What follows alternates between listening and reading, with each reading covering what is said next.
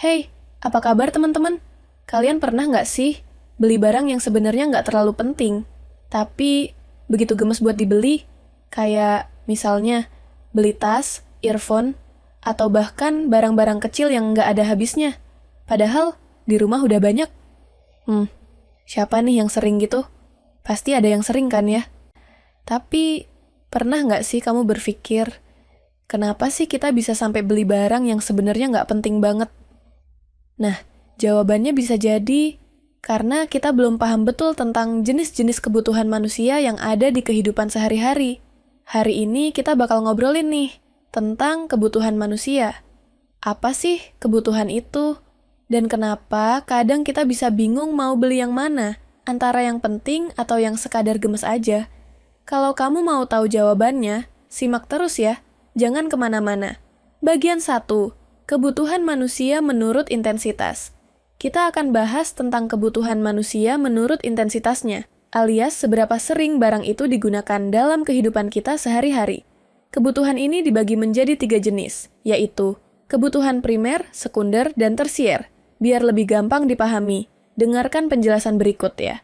Yang pertama, kebutuhan primer.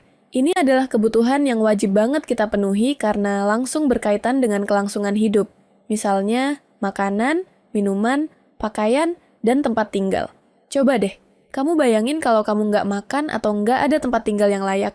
Pasti hidup kita bakal terganggu kan? Misalnya, kamu telah bekerja seharian dan merasa lapar, sementara stok makanan di rumah habis. Ini adalah contoh kebutuhan primer yang harus segera dipenuhi, agar tubuh tetap memiliki energi untuk beraktivitas dengan baik. Berikutnya ada kebutuhan sekunder. Kebutuhan ini nggak sesignifikan kebutuhan primer, tapi tetap penting untuk menunjang kehidupan kita. Kebutuhan ini lebih ke kenyamanan hidup, seperti hiburan, rekreasi, atau akses internet. Misalnya, kamu butuh paket data internet untuk kerja atau kuliah online. Kamu baru aja selesai makan, dan setelah itu kamu pengen bersantai sejenak, nonton film, atau buka sosial media. Ini termasuk kebutuhan sekunder, nggak sepenting makan atau tidur, tapi bikin hidup kita lebih nyaman. Yang terakhir, ada kebutuhan tersier. Ini adalah kebutuhan yang sifatnya lebih kepada keinginan, alias kebutuhan yang berkaitan dengan status sosial atau prestis. Kebutuhan yang dipenuhi setelah kebutuhan primer dan sekunder terpenuhi, seperti mobil, tas bermerek, atau gadget terbaru, makan di tempat mahal. Misalnya nih, kamu udah punya motor, tapi terus kamu lihat mobil di showroom dan langsung kepikiran, enaknya punya mobil ini. Walaupun itu bukan kebutuhan pokok, tapi untuk sebagian orang, memiliki barang ini bisa meningkatkan rasa percaya diri atau status sosial. Jadi, barang-barang yang tidak terlalu penting namun sering kita beli bisa masuk dalam kategori kebutuhan sekunder atau tersier, tergantung dari nilai dan fungsinya. Jika harganya terjangkau dan tidak mendesak, biasanya termasuk kebutuhan sekunder. Sementara itu, kebutuhan tersier biasanya berkaitan dengan barang-barang mewah atau keinginan pribadi yang hanya dibeli setelah kebutuhan primer dan sekunder terpenuhi.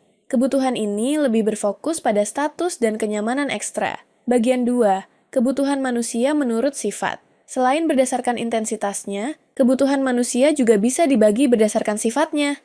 Ada 2 jenis kebutuhan yang perlu kita penuhi untuk bisa hidup dengan baik, yaitu kebutuhan jasmani dan kebutuhan rohani.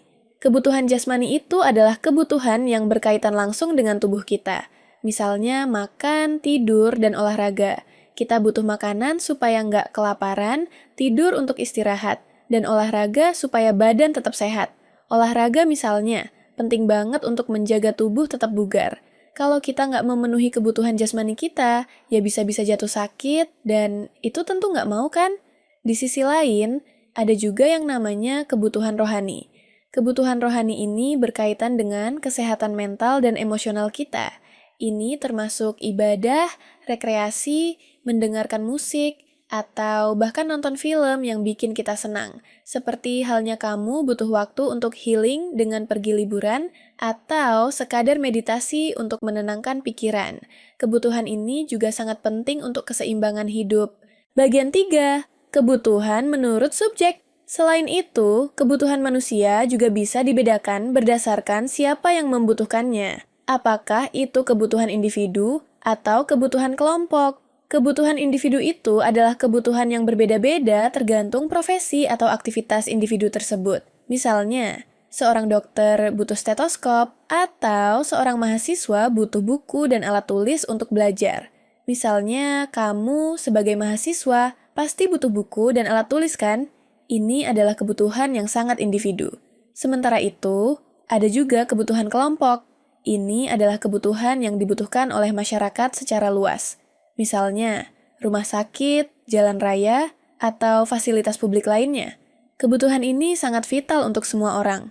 Kalau ada masalah dengan fasilitas umum, ya pasti berdampak besar bagi banyak orang. Bagian 4. Kebutuhan menurut waktu. Yang terakhir, kita punya kebutuhan berdasarkan waktu. Kebutuhan ini dibagi menjadi kebutuhan sekarang dan kebutuhan masa depan.